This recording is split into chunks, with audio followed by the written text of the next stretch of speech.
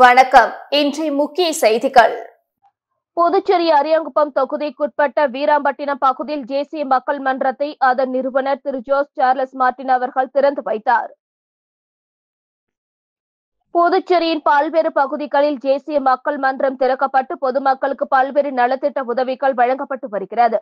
இந்நிலையில் புதுச்சேரி அரியாங்குப்பம் தொகுதிக்குட்பட்ட வீராம்பட்டினம் பகுதியில் தேசிய மக்கள் மன்றத்தை அதன் நிறுவனர் திரு ஜோஸ் சார்லஸ் மார்டின் அவர்கள் திறந்து வைத்தார். இந்நிகழ்ச்சியில் தேசிய மக்கள் மன்ற தலைவர் ரீகன் ஜான்குமார், வீராம்பட்டினம் கிளை தலைவர் முத்துக்குமரன் உள்ளிட்ட 500க்கும் மேற்பட்ட மக்கள், மன்ற நிர்வாகிகள், பொதுமக்கள் பங்கேற்றனர். தொடர்ந்து மீன்வள பெண்களுக்கு மீன் வியாபாரம் செய்ய அன்னக்கூடைகளை சமூக ஆர்வலர் திரு ஜோஸ் சார்லஸ் மார்டின் அவர்கள் வழங்கினார். முன்னதாக வீராம்பட்டினம் பகுதியில் உள்ள பிரசித்தி பெற்ற ஸ்ரீ செங்கல்நீர் அம்மன் கோயிலில் சாமி தரிசனம் செய்த அவர் தான் வருகை புரிந்தபோது உற்சாக வரவேற்பு நல்கிய தேசிய மக்கள் மன்றத்தினருக்கு அன்பும் நன்றியும் தெரிவித்துக் கொண்டார். சொர்ணாவூர் அணைக்கட்டை பருவமழை தொடங்கும் முன்பே சீரமைக்க வேண்டுமென சமூக ஆர்வலர் திரு ஜோஸ் சார்லஸ் மார்டின் அவர்கள் வலியுறுத்தியுள்ளார். இது தொடர்பாக சமூக வலைதளங்களில் அவர் வெளியிட்டுள்ள பதிவில், தென்பெண்ணையாற்றின் குறுக்கே கட்டப்பட்டுள்ள 140 ஆண்டுகளுக்கும் மேலான சொர்ணாவூர் அணைக்கட்டை சீரமைக்க ரூபாய் 39 கோடி நிதி ஒதுக்கீடு செய்தும் பணிகள் பாதியிலே நிறுத்தப்பட்டுள்ளன. பலமுறை இப்பணிகளை மீண்டும் தொடங்க வலியுறுத்தியும் எந்த பதிலும் இல்லை. எனவே புதுச்சேரி அரசு வடகிழக்கு பருவமழைக்கு முன்பே இந்த அணையை சீரமைக்க வலியுறுத்துகிறேன் என குறிப்பிட்டுள்ளார்.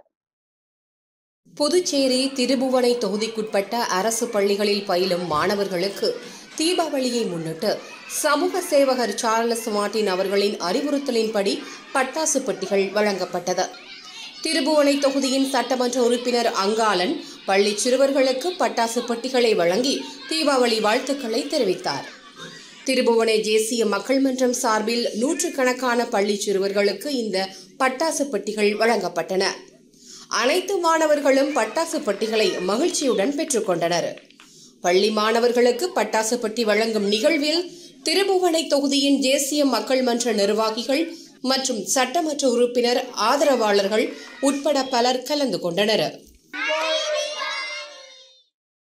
புதுச்சேரி முதலமைச்சர் ரங்கசாமியின் கோரிக்கையேற்று மரப்பாலம் முதல் கடலூர் எல்லையான முள்ளோடை வரை மேம்பாலம் அமைக்க 650 கோடி ரூபாய் நிதி ஒதுக்கப்பட்டுள்ளதாகவும் அடுத்த ஆண்டு அடிக்கல் நாட்டப்படும் என்றும் மத்திய அமைச்சர் நிதின் கட்கரி தெரிவித்துள்ளார்.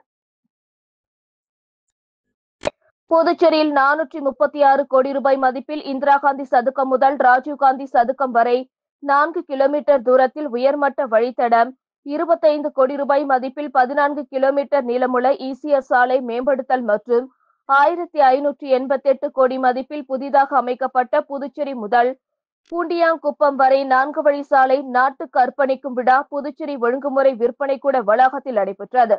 விழாவில் சிறப்பு விருந்தினராக கலந்து கொண்ட புதுச்சேரி விமான நிலைய வருகை புரிந்த மத்திய சாலை போக்குவரத்து மற்றும் நெடுஞ்சாலைத்துறை அமைச்சர் நிதின் கட்கரியை துணைநிலை ஆளுநர் கைலாஷ்நாதன், முதலமைச்சர் ரங்கசாமி, மத்திய இணையமைச்சர் எல் முருகன், உள்துறை அமைச்சர் நமச்சிவாயம், சபாநாயகர் செல்வம், அமைச்சர் ஜான்குமார், சட்டமன்ற உறுப்பினர்கள், அரசு அதிகாரிகள் வரவேற்றனர். தொடர்ந்து விழா மேடைக்கு வந்த மத்திய அமைச்சர் நிதின் கட்கரி உயர் வழித்தடம் மற்றும் சாலை மேம்பாட்டு பணிகளுக்கு அடிக்கல் நாட்டி 4 வழி சாலை நாட்டு மக்களுக்கு அர்ப்பணித்தார். விழாவில் பேசிய மத்திய அமைச்சர் நிதின் கட்கரி, புதுச்சேரி முதலமைச்சர் மற்றும் துணைநிலை ஆளுநர் கோரிக்கையை ஏற்று அரியாங்குப்பம் முதல் கடலூர் எல்லையான முள்ளோடை வரை சுமார் 13 கிலோமீட்டர் தூரத்திற்கு மேம்பாலம் அமைக்க 650 கோடி ரூபாய் நிதி ஒதுக்கப்பட்டுள்ளது என்றும் மேம்பாலம் அமைக்கும் பணிக்கு அடுத்த ஆண்டு அடிக்கல் நாட்ட உள்ளதாகவும் அவர் தெரிவித்தார்.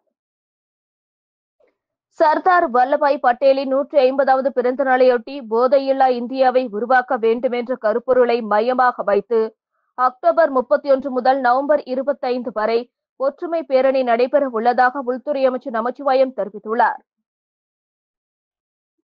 புதுச்சேரி சட்டப்பேரவை வளாகத்தில் செய்தியாளர்களிடம் பேசிய உள்துறை அமைச்சர் நமச்சிவாயம், சர்தார் வல்லபாய் பட்டேலின் 150வது பிறந்த நாளையொட்டி ஒற்றுமை பேரணி இந்திய நாடு முழுவதும் நடைபெற உள்ளதாகவும் அதன்படி புதுச்சேரியிலும் அக்டோபர் 31 முதல் நவம்பர் 25 வரை இந்த பேரணி நடைபெற உள்ளது. குறைந்தபட்சம் 8 கிலோமீட்டர் முதல் 10 கிலோமீட்டர் வரை பேரணி நடைபெற உள்ளதாக தெரிவித்த நமச்சிவாயம், இதில் இளைஞர்கள், மாணவர்கள், விளையாட்டு வீரர்கள், சமூக செயற்பாட்டாளர்கள் கலந்து கொள்ள உள்ளனர். தேசத்தின் ஒற்றுமை, தேசப்பற்றை வலியுறுத்தும் வகையில் ஒரு விழிப்புணர்வு பேரணியாக இருக்கும் என்றார். போதையில்லா இந்தியாவை உருவாக்க வேண்டும் என்ற கருப்பொருள் மற்றும் கலாச்சார பண்பாட்டை இளைஞர்களுக்கு தெரியப்படுத்தும் வகையில் இந்த பேரணி அமையும். மேலும் இந்திய நாட்டில் தயாரிக்கின்ற பொருளை இளைஞர்கள் பயன்படுத்த வேண்டும் என்ற எண்ணத்தை இளைஞர்கள் மத்தியில் கொண்டு செல்ல வேண்டும் என்றும், பேரணியில் அனைவரும் கலந்து கொள்வதற்காக மத்திய விளையாட்டுத்துறை அமைச்சர் மன்சுக் மாண்டவியா அக்டோபர் 6ஆம் தேதி மை பாரத் என்ற ஒரு போர்ட்டலை உருவாக்கி அதன் மூலம் இளைஞர்கள் பதிவு செய்ய ஏதுவாக அறிமுகப்படுத்தி உள்ளதாக குறிப்பிட்டுள்ளார். புதுச்சேரி பிராந்தியமான ஏனாம் பகுதியில் நேற்று இரவு முதல் விடிய விடிய தற்பொழுது வரை மழை பெய்து கொண்டிருப்பதால் ஏனாம் பகுதி முழுவதும் வெள்ளக்காடாக காட்சியளிக்கிறது. ஆந்திர மாநிலத்தில் தற்பொழுது பல்வேறு பகுதிகளில் கனமழை பெய்து வருகிறது.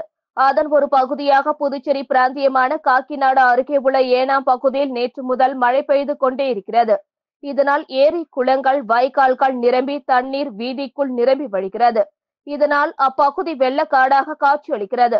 மேலும் பள்ளிகளில் பருவ தேர்வு நடந்து கொண்டிருப்பதால் பள்ளிகளுக்கு விடுமுறை விடவில்லை.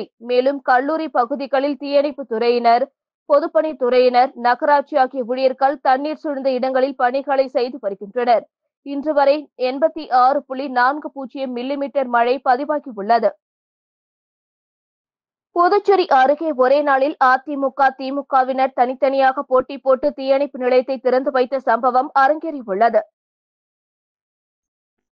புதுச்சேரி அடுத்த தமிழக பகுதியான கண்டமங்கலம் பண்ணக்குப்பத்தில் பொதுமக்களின் நலன் கருதி தனியார் கட்டடத்தில் தீயணைப்பு நிலையம் தற்காலிகமாக துவங்க முடிவு செய்யப்பட்டு நேற்று மாலை 2 மணிக்கு திறப்பு விழா நடத்த அறிவிக்கப்பட்டிருந்தது. இந்நிலையில் நேற்று பகல் 12:30 மணியளவில் அதிமுக எம்எல்ஏ சக்கரபாணி நிர்வாகிகளுடன் சென்று தீயணைப்பு நிலையத்தை திறந்து வைத்தார். இதனை அறிந்த திமுகவினர் விழா நடந்த இடத்திற்கு சென்று அங்கிருந்த அதிகாரிகளிடம் கடும் வாக்குவாதத்தில் ஈடுபட்டனர். பின்னர் 3:15 மணிக்கு திமுக சார்பில் மீண்டும் திறப்பு விழா நடத்தப்பட்டது. இதில் ஒன்றிய சேர்மன் வாசன் தலைமை தாங்கினார். லட்சுமணன் எம்எல்ஏ முன்னிலை வகித்தார். மாவட்ட வருவாய் அலுவலர் ஹரிதாஸ் திறந்து வைத்து தீயணைப்பு நிலைய வாகன சேவையை தொடங்கி வைத்தார். நிகழ்ச்சியில் முன்னாள் எம்எல்ஏ புஷ்பராஜ், விழுப்புரம் தீயணைப்பு நிலைய மாவட்ட மண்டல துணை இயக்குநர் தென்னரசு, மாவட்ட அலுவலர் பாஸ்கரன், மாவட்ட உதவி அலுவலர் ஜமுனா ராணி, சிறப்பு நிலைய அலுவலர் சிவகுமார் உட்பட பலர் பங்கேற்றனர். புதுச்சேரியில் கல்லூரி மாணவர்களுக்கு கஞ்சா விற்ற 2 வாலிபர்களை போலீசார் கைது செய்தனர். புதுச்சேரி அரியாங்குப்பம் பகுதியில் கல்லூரி மாணவர்களுக்கு கஞ்சா விற்பனை செய்யப்படுவதாக போலீசாருக்கு ரகசிய தகவல் கிடைத்தது. இதையடுத்து அரியாங்குப்பம் காவல் நிலைய இன்ஸ்பெக்டர் ஆறுமுகம் உத்தரவின் பேரில் சப் இன்ஸ்பெக்டர் முருகானந்தம் தலைமையிலான குற்றப்பிரிவு போலீசார் அரியாங்குப்பம் பாரதி நகர் பகுதியில் தீவிர ரோந்து பணியில் ஈடுபட்டனர். அப்பொழுது அங்கிருந்த காலி மனையில் 2 வாலிபர்கள் சந்தேகப்படும்படி நின்று இருந்தனர். அவர்களை பிடித்து விசாரணை செய்தபோது அவர்கள் முன்னுக்கு பின் முரணாக பதில் கூறவே அவர்களை போலீசார் சோதனை செய்தனர். சோதனையில் அவர்கள் கஞ்சா மறைத்து வைத்திருந்தது தெரிய வந்தது. இதையடுத்து அவர்களை காவல் நிலையம் அழைத்து சென்று விசாரணை நடத்தினர். விசாரணையில் அரியாங்குப்பம் டோல்கேட் அரவிந்தர் நகர் பகுதியைச் சேர்ந்த வெங்கடேசன் என்ற வெங்காயம் வெங்கடேசன், மணவெளி நேதாஜி நகரை சேர்ந்த சதீஷ் என்பது தெரிய வந்தது. இவர்கள் பள்ளி மற்றும் கல்லூரி மாணவர்களுக்கு கஞ்சா விற்பனையில் ஈடுபட்டதும் விசாரணையில் தெரிய வந்தது. இதையடுத்து 2 பேர் மீதும் அரியாங்குப்பம் போலீசார் வழக்கு பதிவு செய்து கைது செய்தனர். பின்னர் அவர்களிடமிருந்து 215 கிராம் எடை கொண்ட கஞ்சா பொட்டலங்களையும் 2 செல்போன்களையும் போலீசார் பறிமுதல் செய்தனர். அதனைத் தொடர்ந்து அவர்களை நீதிமன்றத்தில் ஆஜர்படுத்தப்பட்டு பின்னர் காலாப்பட்டு சிறையில் அடைத்தனர். காரைக்கால் அருகே கஞ்சா விற்பனையில் ஈடுபட்ட 3 இளைஞர்களை போலீசார் கைது செய்து சிறையில் அடைத்தனர். காரைக்கால் மாவட்டத்தில் உள்ள கோட்டுச்சேரி தனியார் மதுபான கடை அருகே இளைஞர்கள் கஞ்சா விற்பனையில் ஈடுபடுவதாக கோட்டுச்சேரி போலீசாருக்கு ரகசிய தகவல் கிடைத்துள்ளது. இதனையடுத்து போலீசார் அந்த பகுதியில் ரோந்து பணியில் ஈடுபட்டிருந்தனர். அப்பொழுது சந்தேகப்படும்படி நின்றிருந்த 3 இளைஞர்களை விசாரணை மேற்கொண்ட போது அவர்கள் முன்னுக்கு பின்னாக பதில் அளித்ததால் சந்தேகமடைந்த போலீசார் அவர்களை சோதனை செய்தபோது கஞ்சா மறைத்து வைத்திருந்தது தெரிய வந்தது. இதையடுத்து அவர்களை காவல் நிலையம் அழைத்து சென்று விசாரணை மேற்கொண்டதில் காரைக்கால் பகுதியை சேர்ந்த ரஜினி, சக்தி, பாலசுப்பிரமணியன், வினோத்குமார் என்பதும் இவர்கள் பள்ளி மற்றும் கல்லூரி மாணவர்களுக்கு கஞ்சா விற்பனையில் ஈடுபட்டதும் தெரிய வந்தது. இதையடுத்து 3 பேர் மீதும் வழக்கு பதிவு செய்த போலீசார் அவர்களிடமிருந்து கஞ்சா பொட்டலங்கள் மற்றும் செல்போன்களை பறிமுதல் செய்தனர். பின்னர் நீதிமன்றத்தில் ஆஜர்படுத்தி சிறையில் அடைத்தனர்.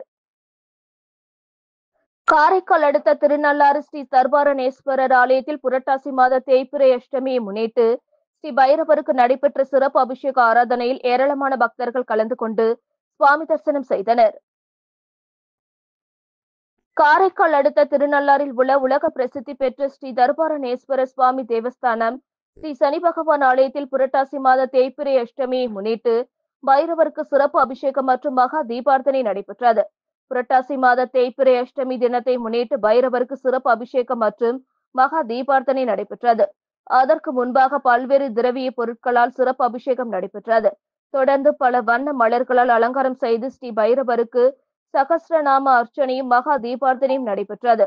மேலும் தேய்பிறை அஷ்டமி பூஜையில் ஏராளமான பக்தர்கள் ஸ்ரீ பைரவரை தரிசித்து அருள் பெற்றனர்.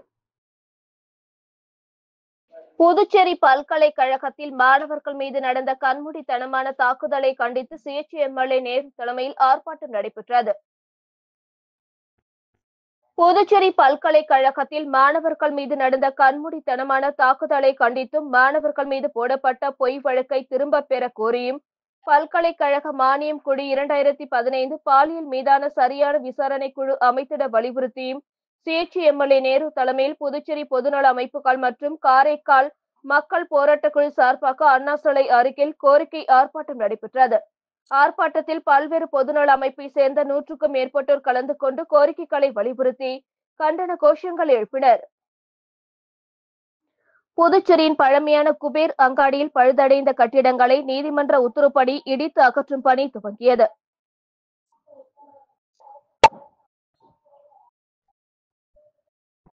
புதுச்சேரி மைய பகுதியான நேரு வீதி, காந்தி வீதி சந்திப்பில் பிரெஞ்சு காலத்தில் கட்டப்பட்ட பழமையான குபேர் அங்காடி என்ற பெரிய மார்க்கெட் அமைந்துள்ளது.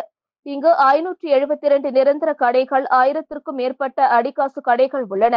அலங்கார பொருட்கள், சிறிய ஜவுளி கடைகள், பாத்திரங்கள், காய்கறி, பழம், மளிகை, மீன், இறைச்சி என தனித்தனி பிரிவாக வியாபாரம் நடந்து வருகிறது.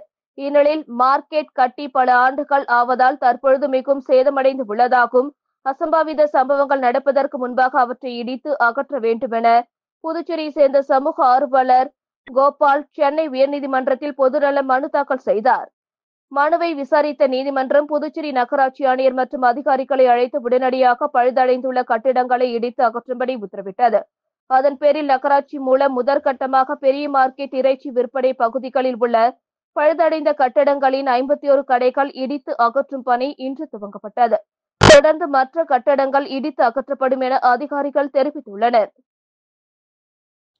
பாகூர் அடுத்துள்ள சோரியாங்குப்பம் தென்பெண்ணை ஆற்றில் மணல் திருட்டில் ஈடுபட்ட 5 பேரை போலீசார் கைது செய்தனர்.